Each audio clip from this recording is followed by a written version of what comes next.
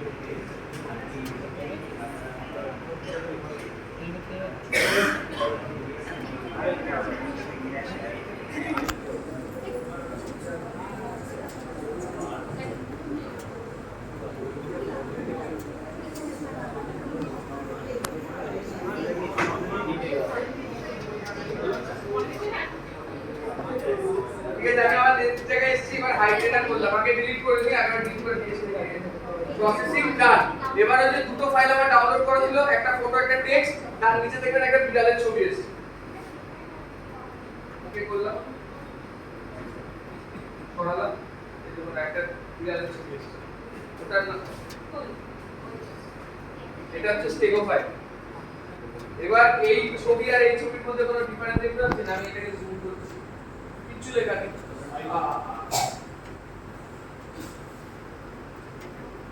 কিছু নেই। এটা হচ্ছে আমি যেটা ডাউনলোড করেছিলাম। এবার এইটা হচ্ছে যেটা স্টেগো ফাইলটার মধ্যে মেসেজটা ঢুকিয়েছি, কিছু দেখতে হবে না, নরমাল পিকচার। ঠিক আছে, এটা হচ্ছে ফাইলটা। এবার আমি যেটা ডাউনলোড করেছিলাম ওটাকেও ডিলিট করে দিলাম, এই টেকনো ফাইলটাকেও ডিলিট করে দিলাম। এবার এই ফটোটার মধ্যে মেসেজ আছে।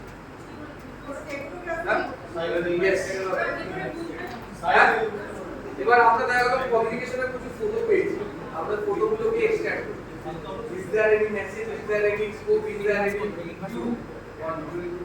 ঠিক আছে, এবারে ফটোটা পেলাম, লাইক আমরা আবার চলে গেলাম সেম ফাইলে গিয়ে এবার আমরা কি করছি, এক্সট্রাক্ট ডেটা।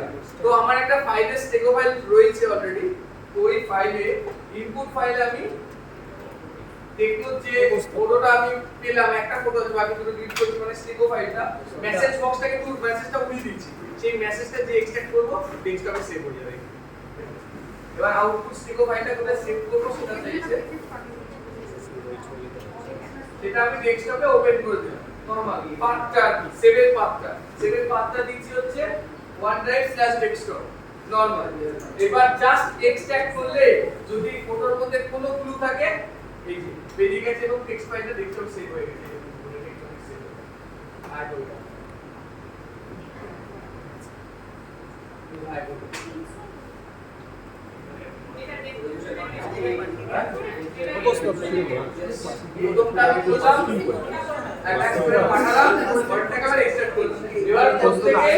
আপনারা পাশাপাশি কিন্তু ফাইলটা শেয়ার করতে সমস্যা নিজেরাই করুন, পারছেন না।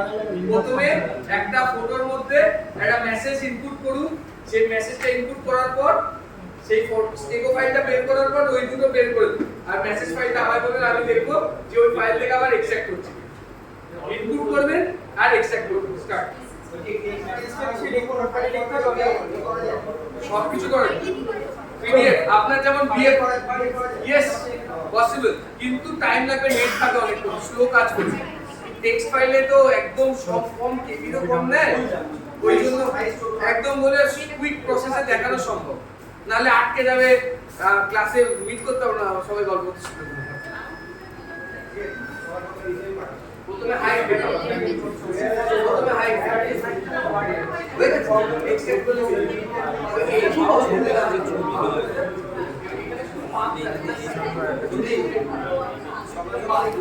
লিংকটা পাঠাবো, এবারে এক্সেপ্ট